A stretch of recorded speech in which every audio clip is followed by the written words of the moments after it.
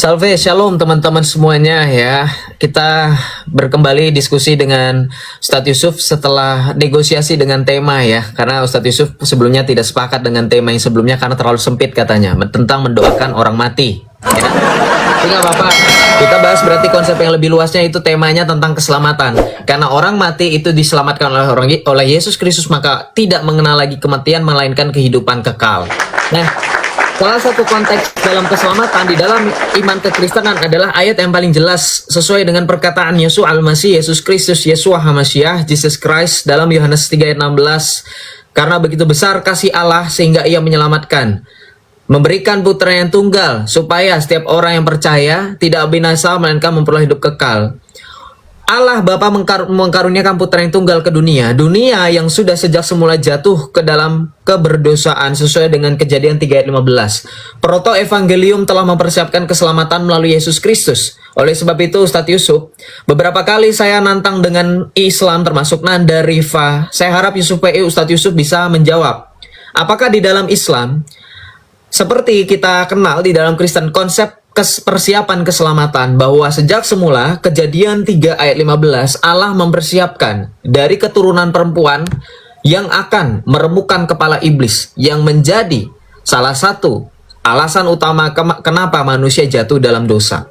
Maka dalam keberdosaan inilah kemudian Allah menyelamatkan dengan mengkaruniakan putra yang tunggal. Seperti contoh dalam Keluaran 12, bagaimana bangsa Israel dalam tipologi ini diselamatkan dari maut dengan menorehkan darah di ambang pintu mereka dengan darah domba. Ini pula lah yang dilakukan Kristus dengan mengorbankan dirinya di kayu salib sebagai anak domba Allah. Tipologi anak domba yang tidak bercacat dan tidak bercela. Oleh sebab itu, keselamatan melalui Yesus Kristus inilah yang menjadi hal utama kenapa kami kekristenan meyakini Yesus sebagai satu-satunya juru selamat. Tak henti sampai di situ, Yesus menjanjikan keselamatan juga bisa kita capai melalui yang namanya perantara, yaitu gereja, di mana Tuhan Yesus menjamin keselamatan itu melalui sarana yang diberikan. Seperti dalam tipologi perjanjian lama, Tuhan Allah menyelamatkan manusia dari air bah melalui bahtera Noah. Maka sama seperti bagaimana bahtera Noah menyelamatkan manusia di zaman itu, sama seperti sekarang Tuhan Yesus menyelamatkan manusia melalui gerejanya. Di mana Tuhan Yesus menjamin barang siapa yang berkumpul bersatu di dalam gereja yang ia dirikan, Allah mau tidak akan menguasainya. Matius 16 ayat 18 sampai 19. Tuhan Yesus juga menjamin setiap orang yang percaya diberikan kehidupan kekal, dan orang yang melaksanakan peraturannya, orang yang melaksanakan apa yang diperintahkannya, diberikan kenikmatan bukan hanya sekedar surgawi, bukan hanya surgawi yang isinya duniawi, tetapi surgawi yang tidak pernah dibayangkan oleh manusia, seperti yang dituliskan oleh Rasul Paulus dalam 1 Korintus 2 ayat 9. Maka konsep keselamatan ini bagaimana cara manusia mendapatkannya? Anda boleh buka dalam Matius 28 ayat 19 sampai 20. Keselamatan itu dapat kita peroleh dengan sakramen pembaptisan. Sesuai dengan Injil Markus bab 16 ayat 16, Tuhan Yesus berkata, barang siapa percaya dan dibaptis, ia diselamatkan. Konsep keselamatan yang paling utama adalah pembaptisan. Karena sama seperti materai yang telah dipergunakan Allah kepada Abraham dan keturunannya, Kristus pun memberikan materai keselamatan itu melalui sakramen baptisan. Sekarang pertanyaannya, keselamatan itu apakah terjadi di dunia? Keselamatan itu terjadi setelah kita menyelesaikan perjalanan di dunia, yaitu diberikan kehidupan kekal. Di mana di dalam kitab Wahyu tertulis orang yang selamat, orang yang diberikan kehidupan kekal bersatu dalam Allah dalam keadaan yang sempurna di sorga. Dan keselamatan itu bagi orang yang percaya. Meskipun begitu, Allah menghendaki supaya semua orang diselamatkan. 1 Timotius 2 ayat 3 sampai dengan 4. Allah kami tidak tebang pilih, tidak menyelamatkan hanya 1-2 orang. Allah kami mau menyelamatkan semua orang. Banyak orang-orang yang dipertobatkan, salah satunya kepala tentara Romawi, kemudian juga Rasul Paulus. Banyak orang-orang yang tadinya menghina dan mencela Yesus, menolak Yesus, menyangkal Yesus, mereka menjadi percaya dan bertobat Yesus. Dan saya harap dalam 30 detik waktu yang saya punya ini, saya pakai untuk juga mendoakan orang-orang di luar sana, termasuk Ustadz Yusuf, Nandar, Rifa, Zuma, dan miliaran orang Islam di muka bumi menerima keselamatan yang sama seperti saya dan seperti orang Kristen. Kami percaya Yesus adalah satu-satunya alasan kami bisa hidup kekal, bukan hanya di dunia tetapi juga di hidup setelah dunia nanti. Terima kasih, saya rasa itu saja 10 detik terakhir saya pakai untuk mendoakan. Sekali lagi Tuhan Yesus memberkati kita semua.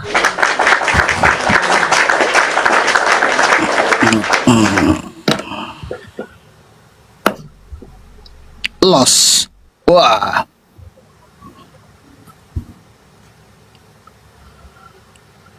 Sabar ya, belum muncul. Ini baru itu ya, baru pembuka ya, teman-teman. Berarti Pembuka berapa? ya. Kalau tepat waktu Jalan aja slot terus. Ya. Oke. ya. Assalamualaikum warahmatullahi wabarakatuh, teman-teman sekalian dimanapun Anda berada. Ya, baik di channel YouTube saya Pusat Debat Agama ataupun di YouTube lainnya, dan ya teman-teman yang menonton di TikTok.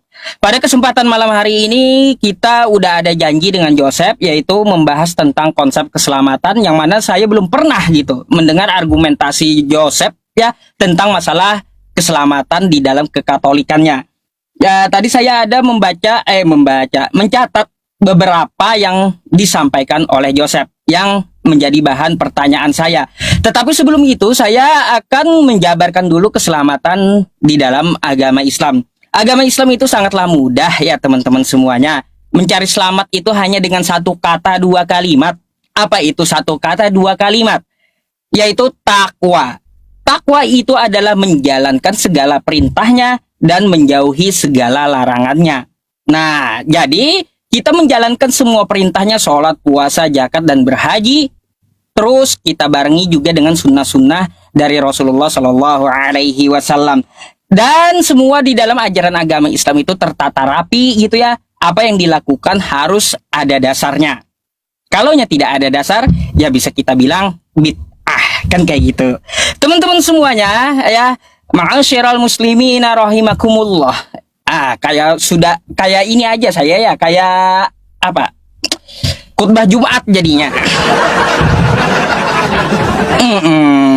Ya teman-teman semuanya, ya malam hari ini saya membacakan tentang keselamatan di dalam ayat Al-Qur'an kita. Dalam Quran surah Maryam ayat 72 yang berbunyi, faqala Allah Ta'ala, a'udzu billahi minasyaitonir rajim.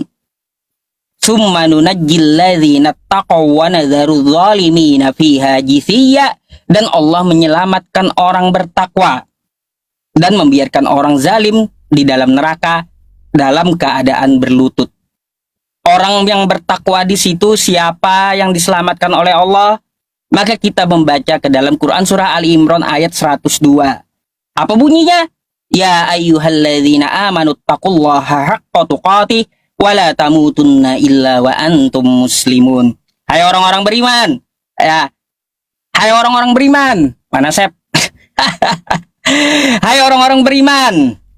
Kata Allah, bertakwalah kepada Allah dengan sebenar-benarnya takwa, dan janganlah kamu mati kecuali beragama Islam. Ya, teman-teman, itu pesan Allah Subhanahu wa taala. Jadi, yang dimaksud di dalam Maryam 72, Allah menyelamatkan orang bertakwa, artinya Allah menyelamatkan umat Islam dari api neraka. Lalu membiarkan orang zalim berlutut di dalam neraka dengan keadaan yang tersungkur. Orang zalim yang dimaksud seperti apa? Maka kita merujuk ke dalam Quran surah Al-Baqarah ayat 254. Di bagian kalimat terakhirnya ya, di ujung ayatnya itu ada bunyinya seperti ini. Wal kafiruna humuz zalimun. Dan orang-orang kafir itulah orang-orang yang zalim. Jadi Allah membiarkan orang-orang yang zalim.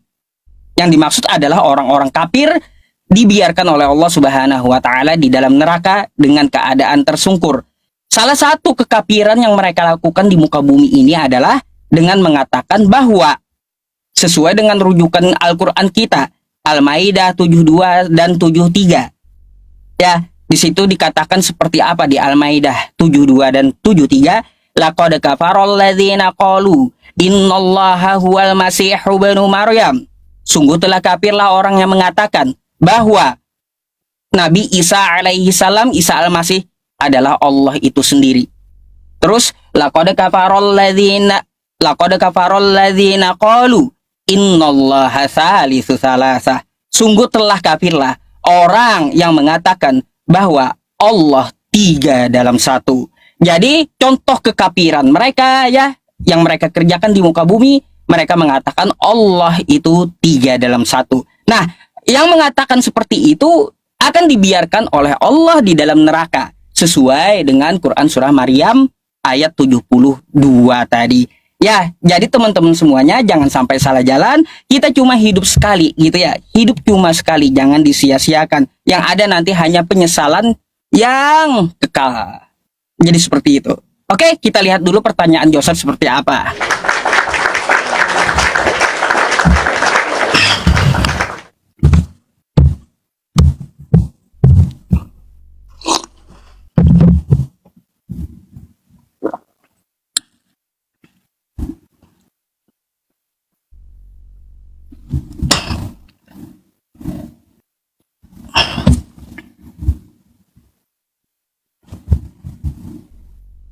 Sorry, masih di mute. Oke, baik.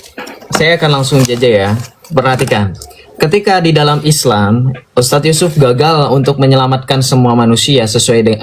Allah gagal untuk menyelamatkan semua manusia. Allah hanya memilah dan memilih barang siapa yang diselamatkannya. Sesuai dengan dalil yang dibawakan oleh Ustadz Yusuf. Bahwa orang yang mengerjakan, orang yang kemudian melaksanakan sholat, zakat, dan sunnah Nabi. Pertanyaan saya, apakah Allah hanya pilih kasih terhadap orang yang meskipun tidak menjalankan aturannya, dia tidak mengasihi? Tidak ada kesempatan bagi mereka untuk bertobat. Dalam artian begini, beda dengan Tuhan kami, dalam Matius 5 ayat 25, Allah kami tetap mengasihi. Ustadz Yusuf silahkan dibuka. Matius 5 ayat 45 sampai 46. Dengan demikian, kamu akan menjadi anak-anak Bapamu yang di sorga. Yang, perhatikan Allah Bapa di sorga, mengasihi orang benar maupun orang tidak benar. Orang fasik maupun orang tidak fasik. Keselamatan, Ustadz, saya rasa kita bermain logika. Sebagai manusia, kalau kita temukan orang asing di pinggir jalan yang butuh bantuan, kita tidak akan tanya, kamu agamanya apa? Betul nggak? Manusia saja mampu mengasihi sesama manusia tanpa harus pandang bulu. Bagaimana Allah sang pencipta yang katanya Maha Rahim, Maha Rohman hanya mengasihi manusia yang mau mengerjakan perintahnya? Lagi pula Ustadz, amalan itu dalam Islam tidak menjamin orang masuk surga. Jadi jangan terlalu menghayal. Ya, jangan terlalu menghayal. Kenapa? Karena dalam hadis Nabi nih, ya, masuk surga itu bukan karena beramal, tapi karena rahmat Allah. Jadi percuma beramal kalau tidak dirahmati Allah. Kita lihat datanya di sini dari hadisnya. Perhatikan hadis riwayat Muslim nomor 2817. Perhatikan. La yudkhilu ahadan, tidak ada amalan seseorang yang bisa memasukkannya ke dalam surga dan menyelamatkannya dari neraka, tidak juga denganku kecuali dengan rahmat dari Allah. Jadi amalan ternyata tidak berfungsi. Kemudian Ustadz perhatikan, dalam kekristenan, apakah kemudian Allah menyelamatkan orang tanpa ada syarat? Tentu juga ada syarat, tentu juga tertata. Dalam Injil Matius 28 ayat 19-20, Tuhan Yesus memberikan amanat agung. Jadikanlah semua bangsa muridku dan baptislah mereka. Anda yang mau jadi pengikut Yesus yang mau selamat, dalam Yohanes 6 ayat 40 dikatakan, inilah kehendak Bapakku yang di surga, supaya barang siapa yang melihat dan percaya Yesus itu punya syarat, menyangkal diri dan memikul salib, dibaptis. Markus 16 ayat 16 di awal tadi saya sudah jelaskan. Bagaimana cara kami bagaimana cara kami menerima keselamatan itu dengan dibaptis. Kami menerima sakramen baptisan, kami menerima Yesus Kristus dan juga mengerjakan iman kami. Perbuatan apa yang kami kerjakan itu hukum kasih. Bukti Allah kami menyelamatkan kami ketika kami mengerjakan iman kami dalam Matius 7 ayat 21. Bukan setiap orang yang berseru kepadaku Tuhan, Tuhan akan masuk dalam kerajaan sorga, melainkan mereka yang melakukan kehendak Bapakku. Apa kehendak Bapak? Matius 5 ayat 45. Mengasihi orang, artinya iman disertai dengan perbuatan. Maka seperti dalam Yakobus 2 ayat 16 di dalam Alkitab kami, perhatikan Yakobus 2 ayat 16, sama seperti badan tanpa roh hakikatnya mati, demikianlah iman tanpa perbuatan artinya mati. Dalam Injil Matius, ini tertata rapi Ustadz. Jadi jangan hanya mengklaim Islam tertata rapi. Dalam Injil Matius, Yesus juga mengatakan orang dihakimi berdasarkan upahnya, perbuatannya. Iman disertai dengan perbuatan, itu kata kuncinya. Silakan direnungkan. Nah, sekarang 1 menit terakhir saya pertanyakan. Dalam Islam, ada konsep namanya fastabiqul khairat, berlomba-lomba dalam kebaikan. Tadi sesuai dengan data saya, hadis riwayat Muslim nomor 2817, ternyata amal itu tidak mempengaruhi kalian selamat atau tidak. Pertanyaan saya, ketika kalian berbuat baik, namun Allah tidak mengizinkan kalian masuk surga, bagaimana kalian bisa selamat? Kemudian pertanyaan saya, ketika Ustadz mengatakan sesuatu yang tidak pernah ada, dikatakan sebagai bid'ah, apakah Rasulullah, apakah semua Islam, ini tolong simak baik-baik pertanyaan saya, apakah semua Islam dalam 73 golongan mengimani keselamatan konsep yang sama seperti dengan adanya rukun Islam dan rukun iman? Dengan syahadat, sholat, zakat, puasa, silahkan tunjukkan by data Ustadz. Karena setahu saya tidak semua Islam. Saya sebut Syiah, Salafi, itu tidak menonjolkan rukun Islam. Syahadat, sholat, puasa. Nah, pertanyaan saya seperti itu. Nah, jadi sekali lagi saya tekankan keselamatan kami, Yohanes 3 ayat 16.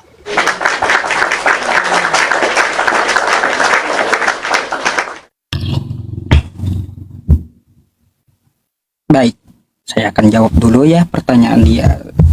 Udah saya catat.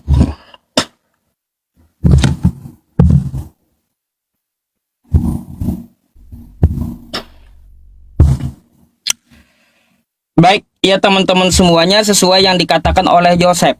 Ya, pertanyaannya tentang masalah amal yang tidak memasukkan orang ke dalam surga sesuai hadis. Ku jawab betul. Karena apa? Karena yang memasukkan seseorang itu ke surga adalah rahmat Allah, bukan amal. Lalu untuk apa kita beramal? Kita beramal untuk mendatangkan rahmat Allah. Oke? Kau kagak paham? Baik, sekarang saya analogikan. Kamu punya duit. Lalu, kamu ingin pakai mobil. Apakah kamu menjalankan mobil itu langsung dengan duitmu ditempel ke setiran?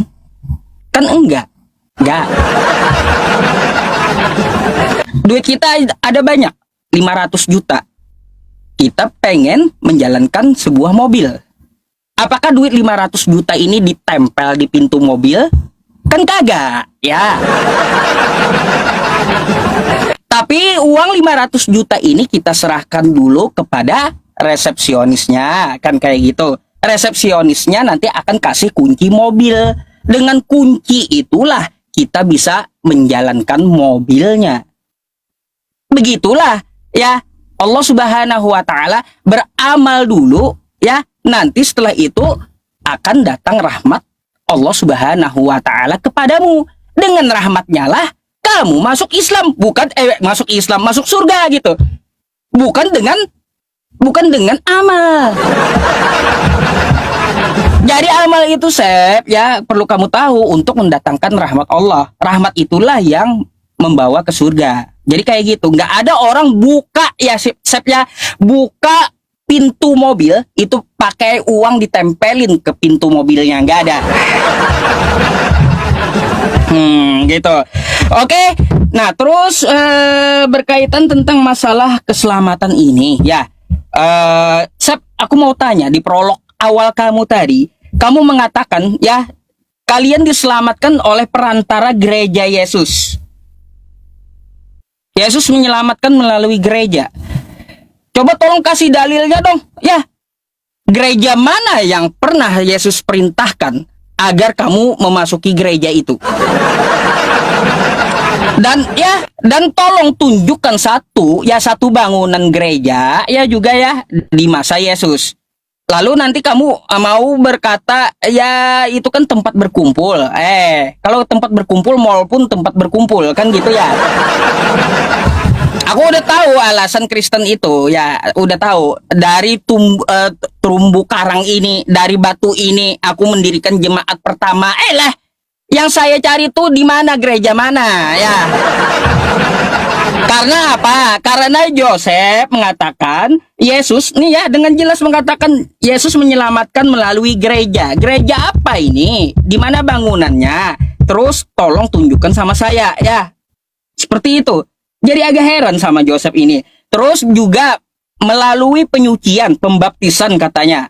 Seperti yang dilakukan oleh Yohanes kepada Yesus. Sep, yang namanya baptis itu kan penyucian toh, Sep. Ya, penyucian. Penyucian dari apa? Dari dosa maksudnya. Kan kayak gitu. Kalau disucikan dari dosa, ini kenapa Yesus ini malah dibaptis gitu loh. Aku mau tanya, yang namanya Tuhan itu kan maha suci, kan katanya seperti itu. Ya, lalu tiba-tiba Tuhan dibaptis. Ini Tuhan bikin dosa apa dia sampai dibaptis? Itu dulu dah aku tanya, dah bikin bingung aja prolog awal kamu tadi masalahnya. Yang kayak gini aja ya prolognya di awal ancur-ancuran gitu loh ya teman-teman. Gimana mau menyelamatkan kan konsepnya gitu loh ya. Saya jadi awal teman-teman bingung melihat mendengarkan apa yang dikatakan oleh Joseph sampai saya catat nih ya. Saya catat satu-satu. Makanya jelaskanlah kepadaku ya apa maksudnya. Gereja Yesus menyelamatkan melalui gereja. Pembaptisan ya dosa yang dihapus itu ditebus itu dilakukan oleh Yesus. Ya Yesus itu dibaptis. Dosa apa yang pernah dilakukan oleh Yesus sehingga dia sampai dibaptis? Jawab.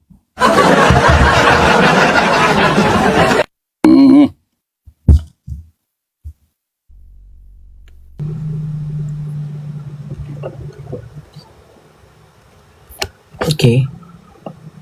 Baik, silakan di match gimana nih match? Oke.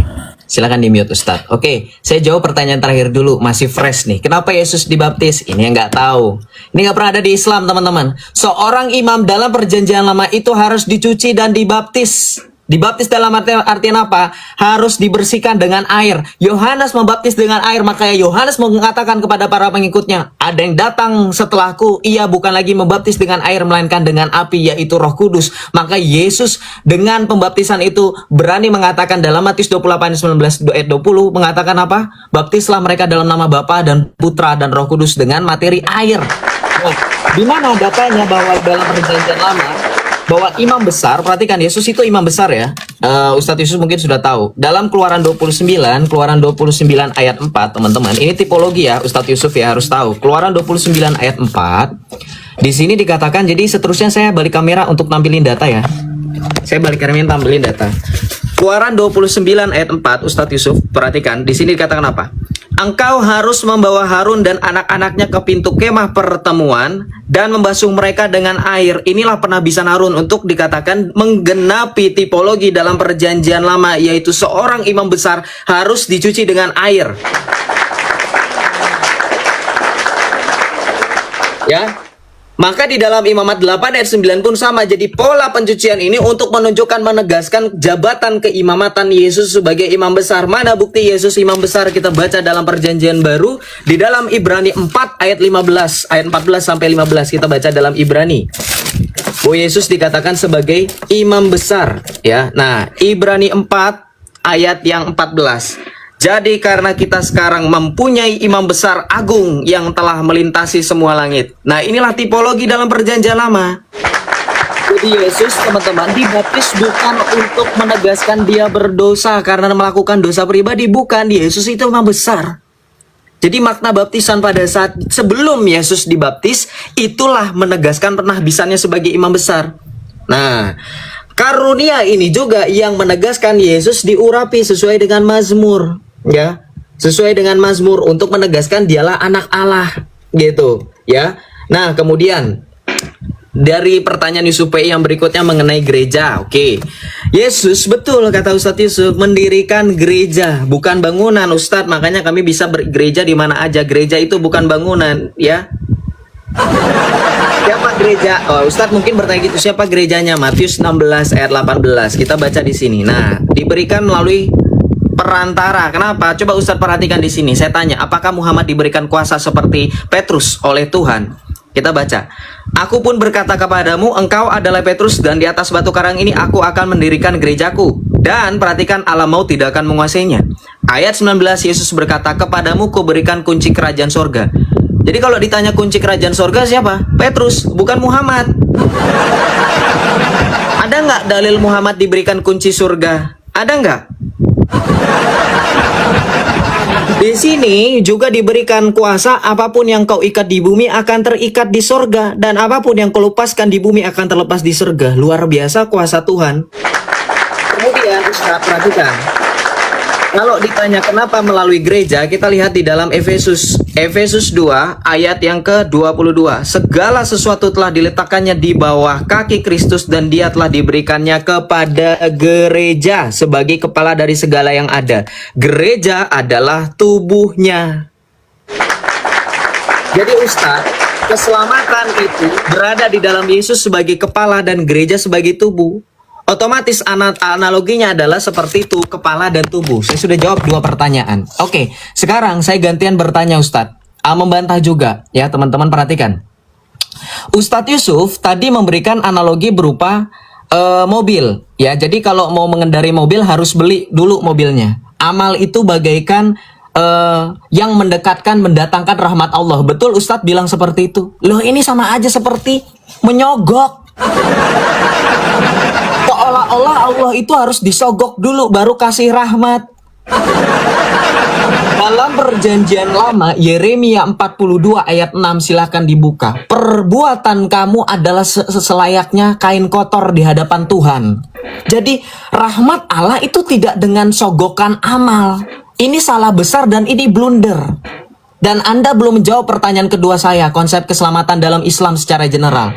Islam dengan rukun iman dan rukun Islamnya tidak dikuasai dan dipegang. Pertanyaan saya, Ustadz Serikan berikan data, apakah diterima? Monggo.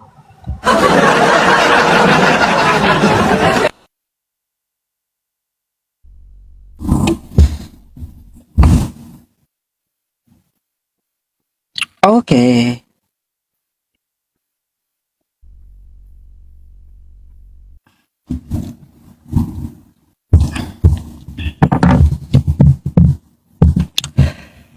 Oke, teman-teman semuanya, saya akan jawab dulu ya pertanyaan Joseph. Ada nggak dalilnya Nabi Muhammad ke surga?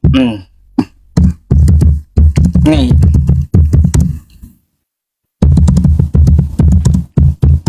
Bentar ya, aku tahu dalilnya ya. Ambil dari apa ya, NU online aja ya.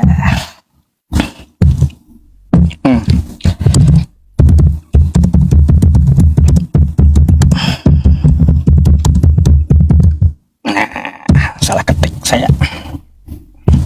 Oke teman-teman, ya mari kita baca bersama-sama. Siapkan pegang-pegang ya, pegang-pegang erat-erat. Dalilnya Sep ya ada ya, hadis riwayat Muslim. Nih, ati babal jannah yaumal qiyamah. Langsung aja ya. Aku mendatangi pintu surga dan minta untuk dibukakan. Penjaga surga pun berkata, "Siapa kamu?" Aku menjawab, "Muhammad." Penjaga surga berkata, "Aku telah diperintah membukanya untukmu dan aku tidak boleh membukanya untuk orang lain sebelummu." Berarti yang punya kunci tadi itu kagak berlaku tuh ya. Ada juga yang katanya naik ke sorga, berarti masih luntang-lantung itu, bergelantungan di langit berarti. Karena saat ini ya yang pertama kali boleh memasukinya rupanya Nabi Muhammad, baru yang punya kunci ya. Terus ada juga yang klaimnya udah ke surga, naik ke surga, berarti luntang-lantung di pelataran surga itu berarti ya. Kasihan kali nungguin Nabi Muhammad dulu gitu ya, nungguin Nabi Muhammad dulu baru bisa masuk surga mereka yang pegang kunci tadi. Aduh, sama yang mengklaim udah naik ke surga. Aduh, memang ya, Masya Allah ya Nabi kita ya teman-teman semuanya. Terus yang kedua, katanya Allah disogok. Siapa bilang Allah perlu sogokan? Gak ada di situ kosakatanya Allah ya minta disogok. Gak ada. Kenapa kita disuruh beramal? Artinya ini menandakan kamu ya taat atau tidak gitu, menjalankan perintahku atau tidak gitu. Kalau kau menjalankan perintahku, mana buktinya? Kata Tuhan. Maka kita perlihatkan amal kita. Ayo, kita bisa ada jawaban. Ketika Allah bertanya, apakah kamu taat ketika kamu hidup di dunia? Lalu saya menjawab, ya Allah, saya taat. Mana buktinya? Kata Allah. Saya datangkan amal-amal saya dulu. Ya, saya hadapkan kepada Allah. Ini buktinya. Kayak gitu. Bukan berarti Allah minta sogok, bukan. Atau meminta bayaran, bukan. Artinya apa di situ? Ya, artinya terbukti saya telah taat menjalankan perintahnya selama di dunia. Bukan minta sogok Tuhannya. Jauh kali gitu pikiran kau gitu. Aduh, Joseph, gak nyambung di situ. Ya, terus teman-teman semuanya ya berkaitan tentang yang dijelaskan oleh Joseph ya. Gereja itu katanya tempat berkumpul. Halte pun ya, halte bis itu adalah tempat berkumpul, Sep. Ya.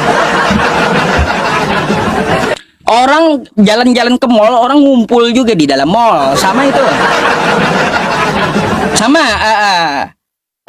Sama. Jadi kan alasan kau itu adalah tempat berkumpul, kata kau kan kayak gitu. Ya.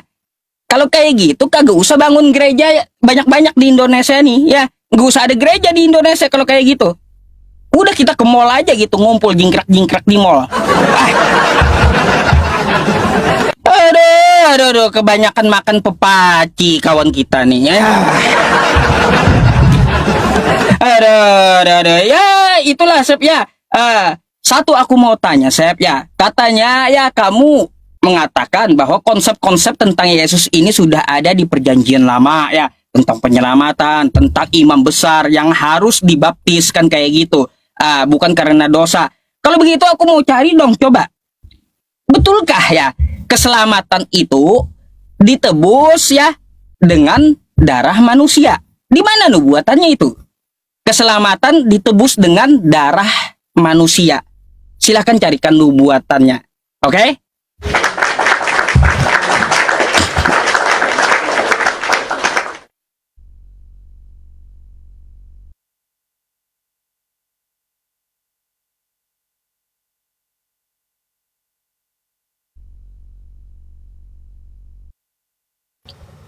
Oke, baik, saya langsung jawab pertanyaan tentang nubuatan ditebus dengan darah anak manusia. Ingat, Yesus dikatakan sebagai anak domba Allah dalam Yohanes 3. Tipologinya jelas dalam Yohanes 3 bahwa Yesus dikatakan sebagai anak domba Allah. Betul, memang tidak secara eksplisit bahwa darah anak manusia, tetapi Yesus tidak digambarkan sebagai darah anak manusia, tetapi anak domba Allah. Kita baca dalam Yohanes 3, dia dikatakan oleh Rasul Yohanes, ini yang selalu dipolemikan. Dalam Yohanes Pembaptis mengatakan dan menunjuk Yesus, lihatlah anak domba Allah, kata Yohanes Pembaptis. Kemudian dikatakan juga di dalam Injil Yohanes juga bahwa anak domba Allah inilah yang kemudian membebaskan, mengeluarkan bangsa kita semua, termasuk Anda, termasuk Muhammad, dari keterpurukan dosa. Sama seperti Anda baca dalam Keluaran 12 ayat 4, bagaimana darah anak domba yang telah disembeli ditorehkan pada ambang pintu. Kita baca bahwa darah anak domba dalam Keluaran 12 ayat 9 dikatakan, sedikit darahnya harus dioleskan pada kedua tiang pintu dan pada ambang atas pintu rumah tempat mereka memakannya. Ya, jadi ini untuk penanda bahwa mereka telah diselamatkan oleh Allah Israel. Ya. Maka beginilah ya, kalau misalkan berbicara mengenai konsep keselamatan sama Islam, mereka nggak kena. Jangan bilang Tuhan saya anak domba ya. Hadis Rasulullah pun menyebutkan orang Islam itu sebagai kambing, tapi kita nggak bahas itu kan. Oke, perhatikan Ustadz Yusuf kemudian tadi anggapannya, analoginya katanya itu bukan sogok katanya. Ustadz paham nggak? Amal mendatangkan rahmat Allah. Artinya Allah mau disogok dulu pakai amal. Anda mau dikasih mobil, dalam tanda kutip Anda harus menyogok penjual mobil supaya bisa kebeli mobilnya. Ya kalau nggak mau pakai kata sogokan ya udah dibeli deh. Anda lebih suka pakai bahasa itu, lebih parah dong. Masa rahmat diperjualbelikan dengan amal? Dalam Yeremia sekali lagi 29 ayat 4 dikatakan apa? Amal perbuatan bagai kain kotor. Terus kemudian perhatikan, Muhammad dibilang katanya memegang kunci sorga. Sekarang pertanyaan saya, waktu kemarin saya debat dengan Kores membawa dalil ketika membahas tentang konsep ruh, Muhammad ditanya, bagaimana nasib ruh anakku yang berjihad di sisi Allah? Kemudian Muhammad jawab apa? Sesungguhnya anakmu berada di surga. Pertanyaan saya, kalau Muhammad pegang pintu surga, kenapa sudah ada yang berada di surga? Kemudian hadis berkaitan tentang sendal Bilal yang ada di surga. Jadi siapa yang sudah pergi ke surga? Oke, sekarang kamu ngomongin Yesus terlontang-lantung. Kalau misalkan Muhammad memegang pintu surga, bagaimana nasib orang-orang Islam yang sudah meninggal sekarang? Ustadz ada di mana sekarang? Muhammad sudah pergi ke surga belum sekarang? Pertanyaan saya.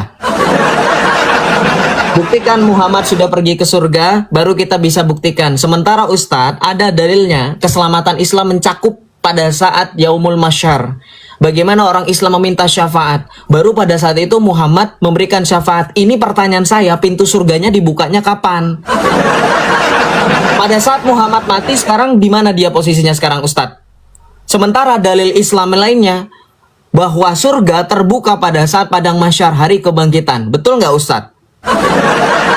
Nah, ya udah nggak apa-apa teman-teman, nggak apa-apa. Berarti sekarang Muhammad megang pintu kuncinya. Sekarang Muhammad ada di mana? Nungguin siapa sekarang kalau nggak dibuka-buka? Oke. Nah, kemudian tentang konsep keselamatan tentang gereja, sekali lagi, gereja tempat berkumpul disandingkan dengan berhalte. Ini emang Ustadz yang logikanya ngawur.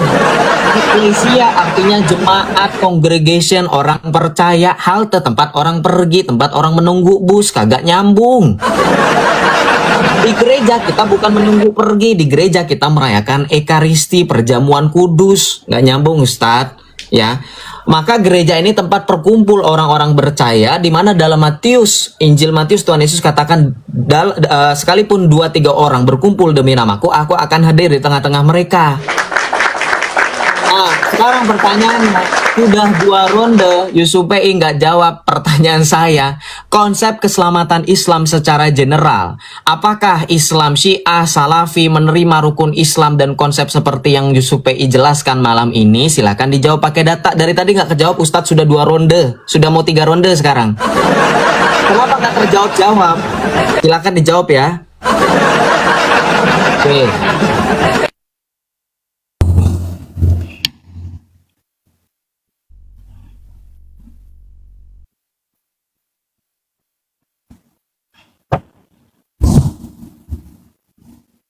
Oke.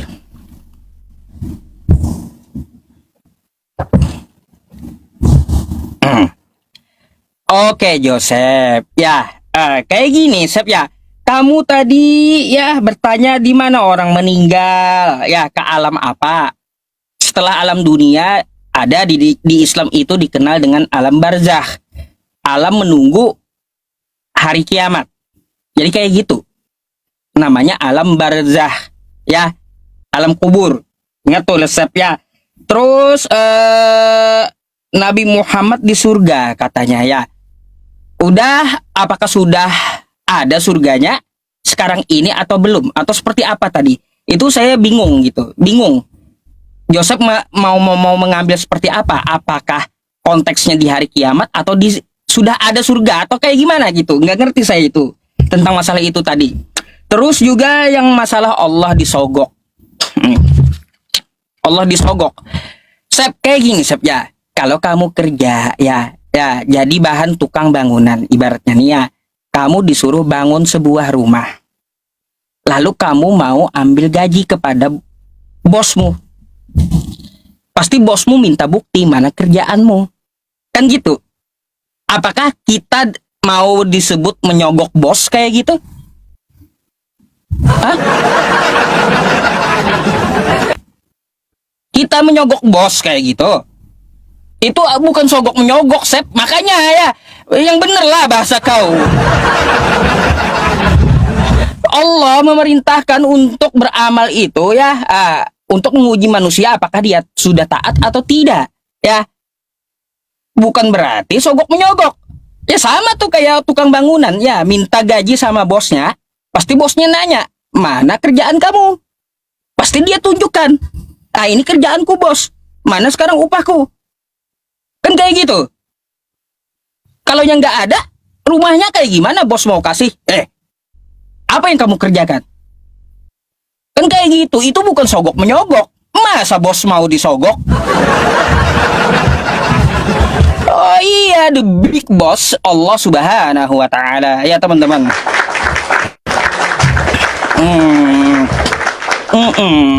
Terus ya tentang ya Joseph tadi, nih tanggapan saya tentang masalah Syiah, terus Wahabi. Sep, kita itu berbicara tentang masalah keselamatan di antara dua agama kita, ya yang kita percayai, Katolik dan Islam. Gak ada di sini kita debat antar mazhab gitu. Ngapain kita debat antar mazhab coba? Ya kalau seperti itu kan aku bisa juga kembali ya kalaunya mau. Sep, yang mana yang selamat antara Katolik dengan Protestan? Karena kata Protestan, Katolik itu penyembah berhala. Ayo. Ya teman-teman. Jadi kita itu bukan perbedaan sekte atau firqah gitu yang kita bahas. Masalah keselamatan, ya keselamatan. Bagaimana konsepnya ya? Nah, aku mau tanya Sep sama kamu, ya mau tanya nih sama kamu. Kamu tadi sudah jujur ya mengatakan tidak ada nubuatannya ya secara eksplisit tertulis menebus dosa. Keselamatan itu melalui penebusan dosa darah manusia nggak ada. Oke, kalau nggak ada, tapi katanya dari anak domba Allah kan kayak gitu. Yang dimaksud adalah Yesus. Kayak gini Sep, kita mengetahui bersama ya, kemarin ribut-ribut masalah penyalipan rencana siapa. Ada yang bilang rencana iblis, ada yang bilang rencana Tuhan. Coba, dari mana kamu tahu selamat, sedangkan konsepnya aja masih ragu-ragu?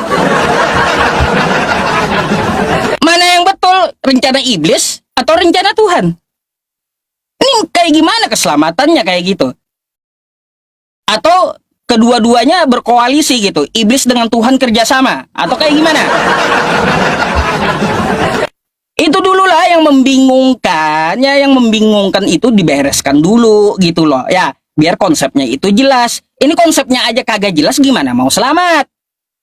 Penyalipan, kita telah ditebus dosanya oleh Yesus di tiang salib, dengan darah Dia dosa kita ditebus. Rupanya rencana iblis. Iblis tukang tebus dosa jadinya.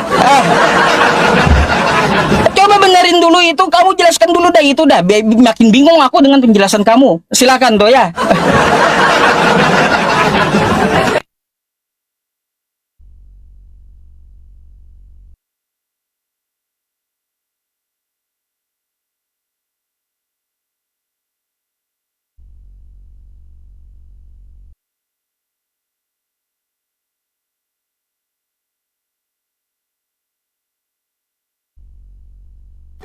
Oke, baik. Terkait tentang masuk surga berarti nggak ngerti ya? Saya ulangin.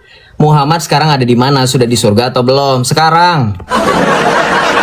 Nah, kemudian saya lanjutkan lagi narasinya. Perhatikan, simak yang dicatat, jadi jangan cuma separuh-separuh. Kalau misalkan Muhammad sekarang di surga, lalu pada saat nanti di padang mahsyar kalian dikumpulkan meminta syafaat, itu masuk surganya jadi 2 kali dibuka pintunya. Jadi sekarang mohon maaf, ternyata Muhammad ini adalah doorman,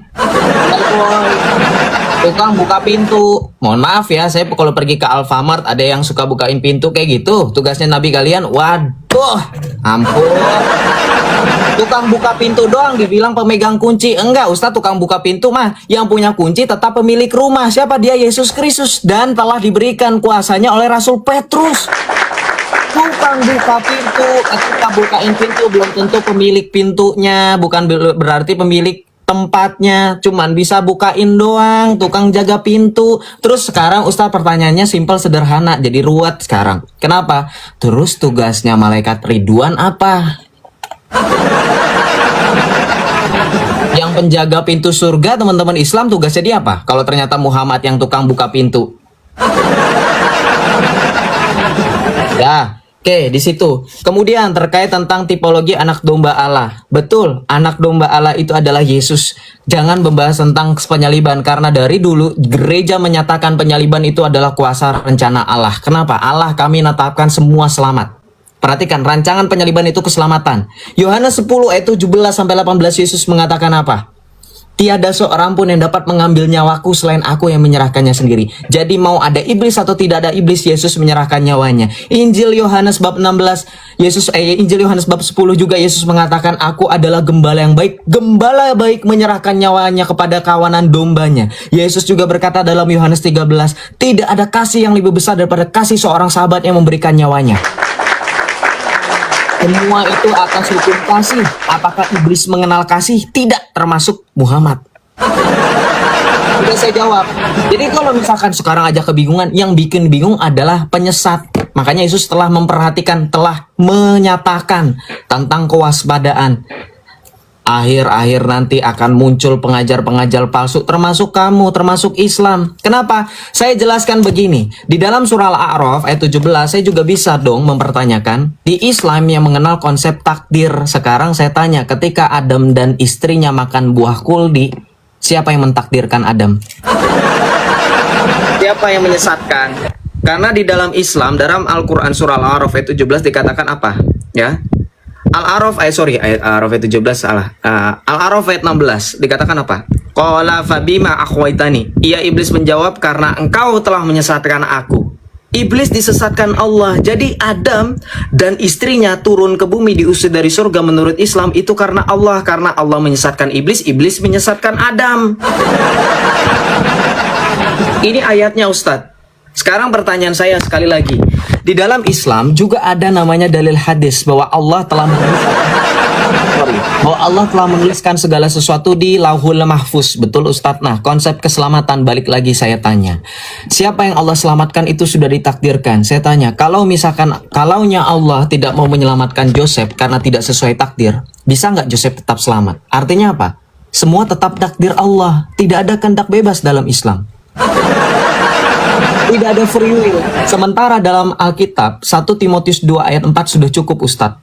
Bahwa Allah menghendaki supaya setiap orang diselamatkan, semuanya tanpa terkecuali, dan memperoleh pengetahuan akan kebenaran. Pertanyaan saya sekarang, apakah di Islam semua orang akan selamat? Apakah ada dalilnya Allah akan menyelamatkan orang, banyak orang? Tidak ada. Saya tidak temukan semuanya di dalam ayat Al-Quran, gak ada. Satu-satunya ayat yang meyakinkan saya bahwa di Islam Allah itu begitu keji dalam Al-Baqarah ayat 7. Khatamallahu ala qulubihim wa ala absarihim, dan seterusnya. Bahwa Allah telah menutup hati mereka, pendengaran mereka. Jadi ketika orang tidak mau mendengarkan keselamatan dalam Islam versinya, itu karena Allah yang telah menutup dan mengunci. Begitu kejinya Allah. Beda dengan Allah kami Ustadz, silahkan dibantah nanti kalau ada bantahnya. 1 Timotius 2 ayat 3-4. Allah kami menghendaki supaya setiap orang selamat. Sekarang pertanyaan saya, kalau Ustadz nggak mau dibahas masalah firqah, bagaimana konsep keselamatan yang benar? Iman melalui perbuatan atau perbuatan yang menyelamatkan iman? Atau hanya iman saja? Silahkan dijawab dulu Ustadz, biar jelas konsep keselamatannya ya.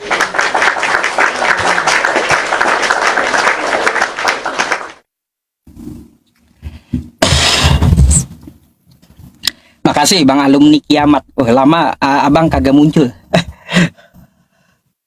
Kagak muncul itu Ustadz, gara-gara utang data sama saya di DM gak dibalas-balas, itu kabur dia. Yuk lanjut.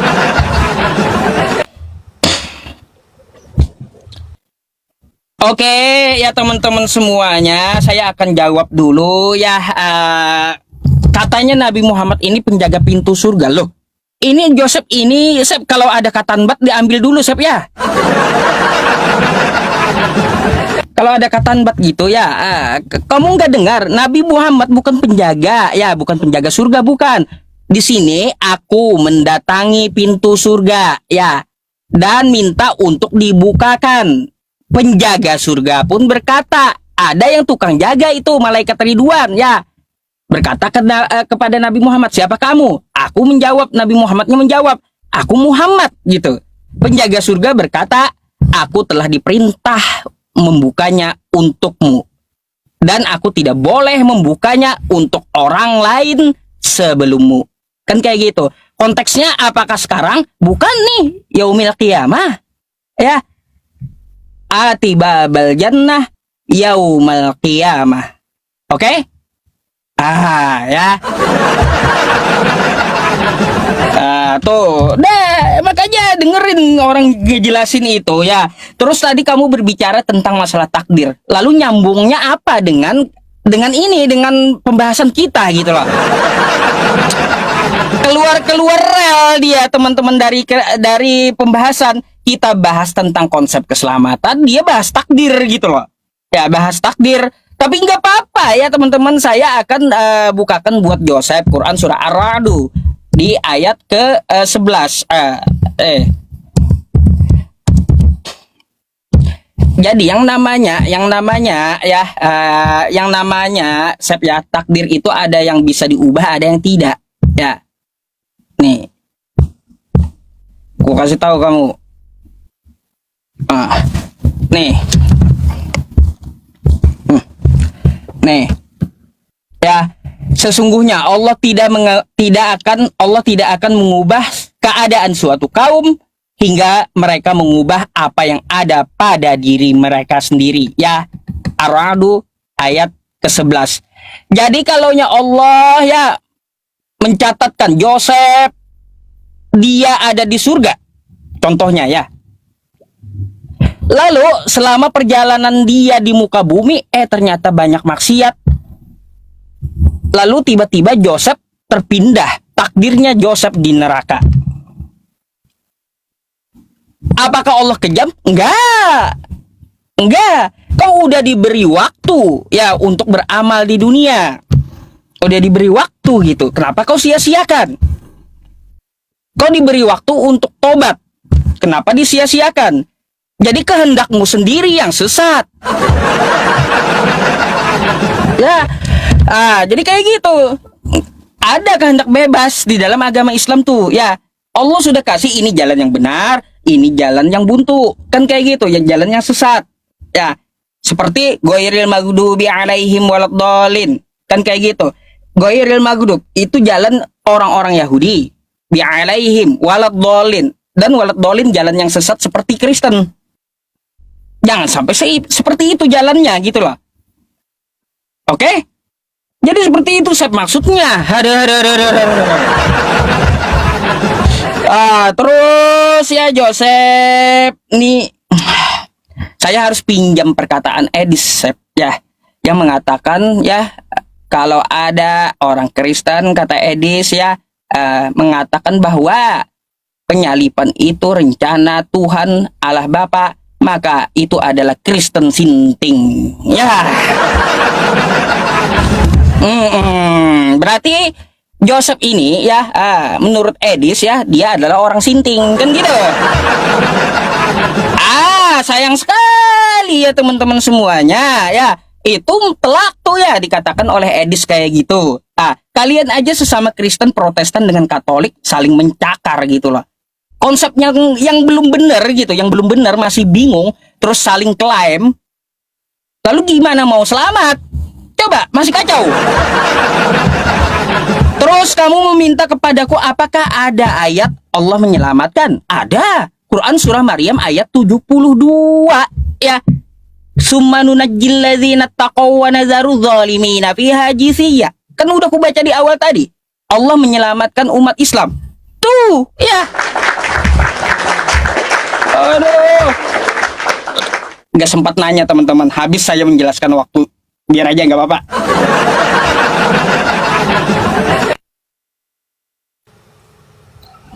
Oke.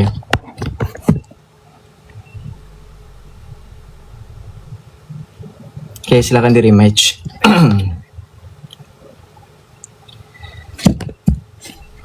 Oke, tadi dibilang cakar-cakaran sama Edis, gak apa-apa gitu kan. Anda kan bawa-bawa orang, ini kanlah bukti Islam itu adalah si jahat kuasa gelap yang suka adu domba.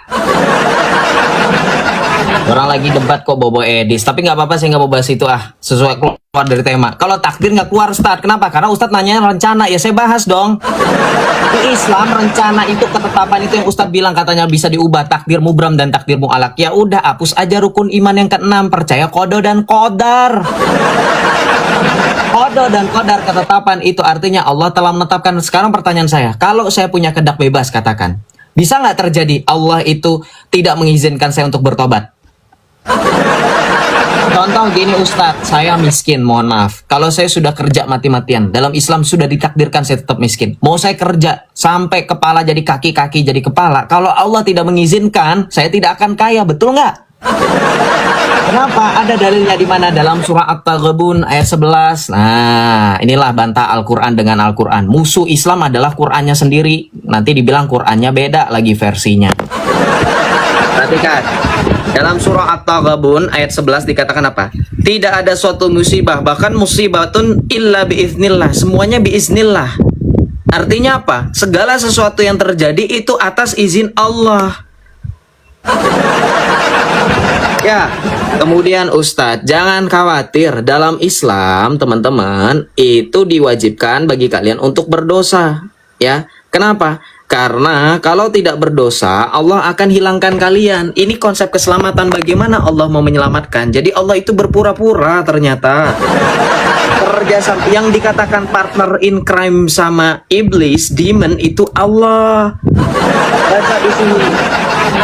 Kajian tentang mana hadis, jika kalian tidak berbuat dosa, Allah akan hilangkan kalian. Demi zat yang diriku berada di tangannya, kata Muhammad, jika kalian tidak berbuat dosa, Allah akan hilangkan kalian dan Allah akan datangkan kaum kalian.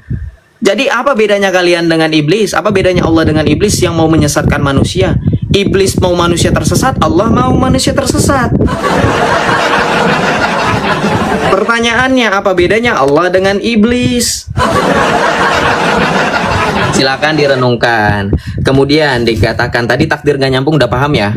Tentang rencana, ya, bahwa di dalam Islam kalau ngomongin tentang rencana penyaliban berarti memang sudut pandangnya iblis, tapi kalau dari Kristen itu Allah. 1 Timotius 2 ayat 4. Kemudian kamu bilang Kristen saling cakar-cakaran. Di Islam, teman-teman, juga ada aliran yang tidak percaya dengan kehendak bebas, namanya Jabariyah. Di Islam ada namanya Qadariyah versus Jabariyah. Jabariyah ini yang tidak percaya dengan kehendak bebas. Qadariyah yang percaya dengan kehendak bebas. Ini Ustadz Yusuf adalah seorang Qadariyah. Kenapa? Qadariyah ini berpendapat bahwa manusia mempunyai kebebasan berkehendak. Nah, ini Ustadz Yusuf. Silahkan nanti yang Islam yang Jabariyah ini tentang dia.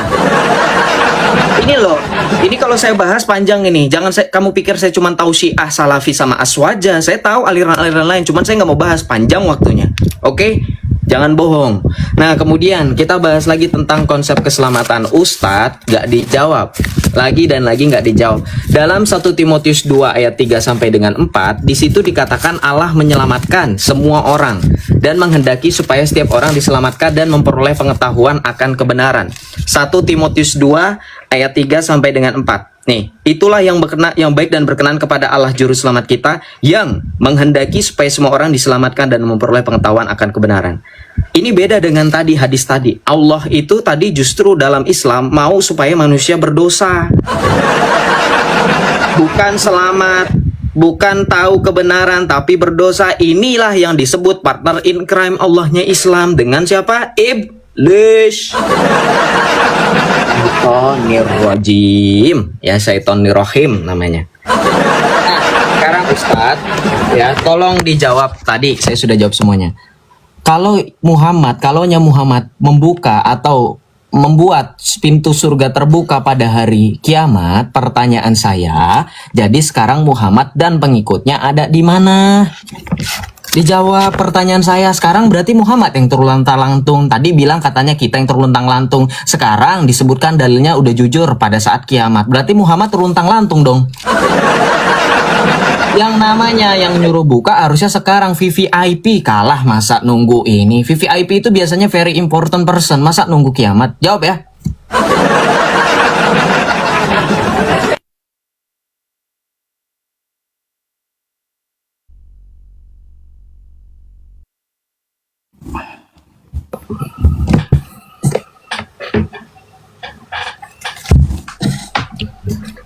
Oke.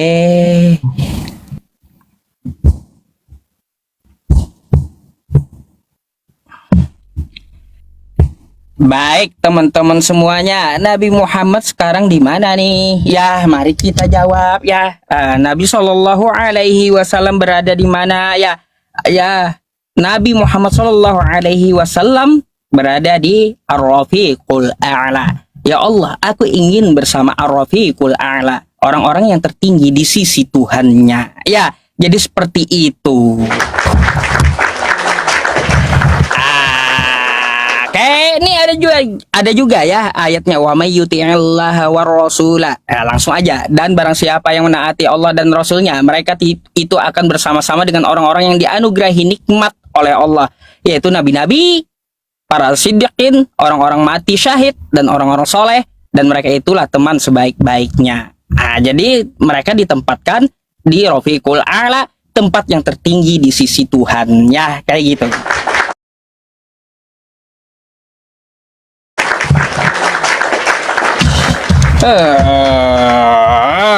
Terus ya Sep ya, tentang masalah yang kamu jabarkan kepada aku, Allah menyelamatkan, kenapa kamu nggak bahas lagi? Gini, yang tadi udah saya peringatkan ya di awal tadi, saya tidak bahas firqoh kan kayak gitu ya, tidak bahas firqoh. Gak usah kita bawa-bawa firqoh dulu ya, kita bahas konsep selamat ini kayak gimana dulu. Gimana kita mau selamat kalau konsepnya membingungkan kan gitu. Membingungkan, ini rencana iblis atau rencana Tuhan, itu aja belum kelar sampai sekarang. Jadi yang lain-lain kurasa saya nggak perlu ku jawab lah ya, karena apa, yang kita cari itu tentang permasalahan apa, permasalahan keselamatannya kayak gimana. Coba kata kalian kan Yesus itu penyelamat kalian ya Sep ya. Coba kita berpikir sehat ya, bagaimana dia mau menyelamatkan kamu, sedangkan dia aja sendiri kagak selamat. Dia modar sama tentara Romawi, Sep. Ya, menyelamatkan diri sendiri pun dia kagak bisa, Sep. Alih-alih mau menolongin kamu gitu, menolong diri sendiri aja dia nggak bisa. Sesuai dengan perkataan Yesus, aku tidak dapat berbuat apa-apa dari diriku sendiri. Ya, itu sesuai dengan kata Yesus. Jadi ya, Yesus tidak bisa menyelamatkan karena diri sendiri pun dia tidak selamat. Ya. Nah, yang lain-lain dari tadi kulihat Joseph melihatnya ke masalah firqoh ya. Terus masalah takdir tadi.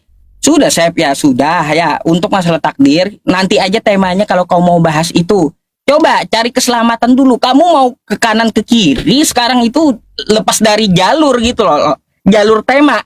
Coba pikirkan jalan selamatnya kayak gimana dulu. Yang betul itu apakah Protestan, apakah Katolik, atau seperti apa kan kayak gitu. Kata Protestan ya, Katolik itu penyembah berhala. Makanya tuh ya di masa lalu ada peperangan antara perang Kristen Katolik dengan Protestan. Oke? Jadi kayak gitu, Sep. Yang di perang salib itu, Sep, ya kalau dia tidak seiman, tidak sepaham dengan mereka, maka sesama Kristen nih ya, Kristen sama Kristen saling bonoe. Baca sejarah ya,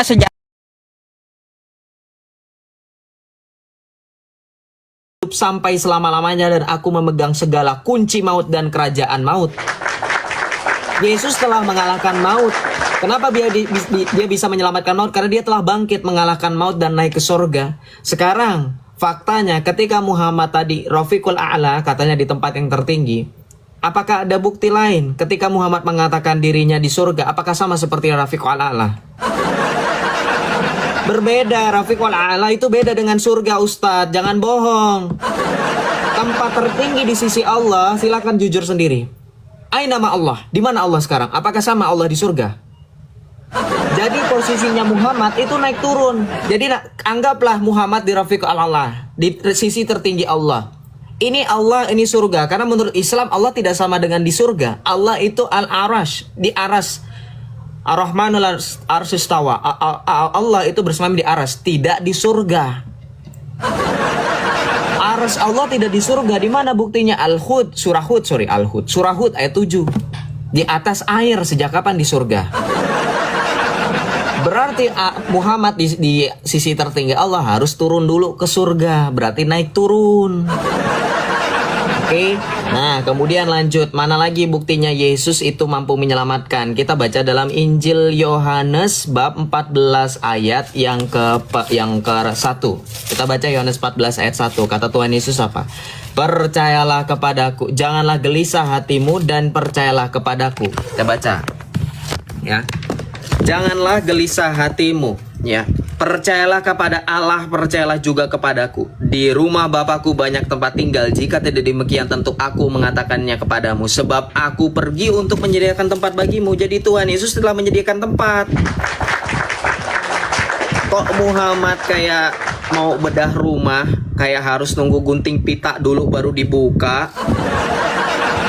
Ini sudah ada tempatnya, Yesus sediakan. Makanya Yesus menyediakan tempat. Apabila aku pergi dan menyediakan tempat bagimu, aku akan datang kembali dan membawa ke tempatku, supaya di tempat aku berada, kamu pun berada. Yesus ke surga untuk menyediakan tempat di mana supaya Yesus berada, kita berada. Sekarang Muhammad pernah nggak mengatakan hal yang sama? Oke, kemudian kamu mengatakan katanya buktinya mana Yesus selamat lagi? Saya tambah Matius 28 ayat 19 sampai 20. Yesus mampu menyertai orang percaya sampai akhir zaman. Perhatikan, nih. Di ayat 20 Yesus mengatakan apa? Dan ajarlah mereka segala sesuatu yang telah kuperintahkan kepadamu. Ketahuilah aku menyertai kamu senantiasa sampai akhir zaman. Kenapa Muhammad tidak sama? Karena Muhammad kalah dengan maut. Makanya Muhammad tidak berada di surga. Beda loh Ustadz. Sosok yang ilahi akan menyertai, bukan malah sosok yang dikubur yang menyertai. Makanya menyertai sampai akhir zaman ini bukti Yesus mengalahkan maut. Karena kalau Yesus dikalahkan maut, Yesus tidak mungkin menyertai.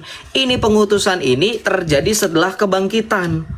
Nah, maka di sini dikatakan apa?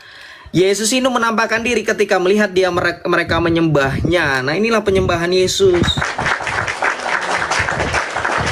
Ya.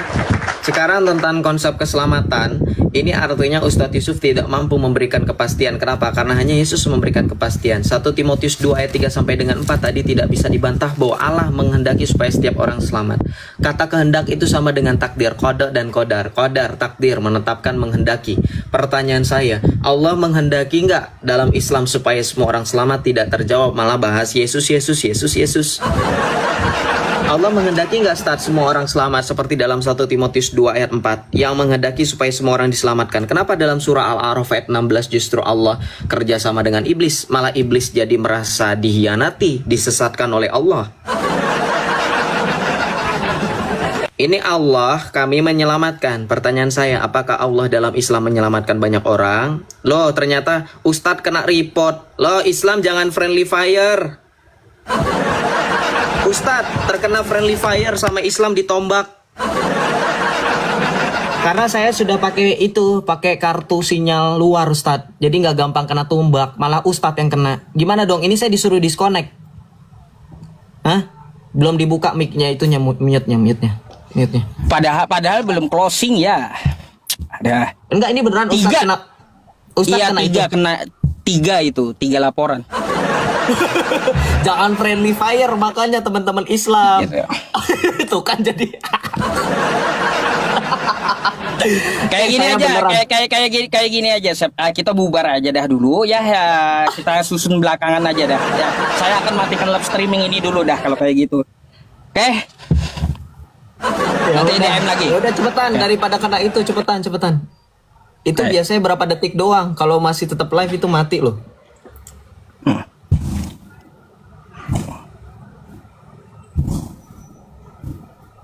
Keluar dulu nih.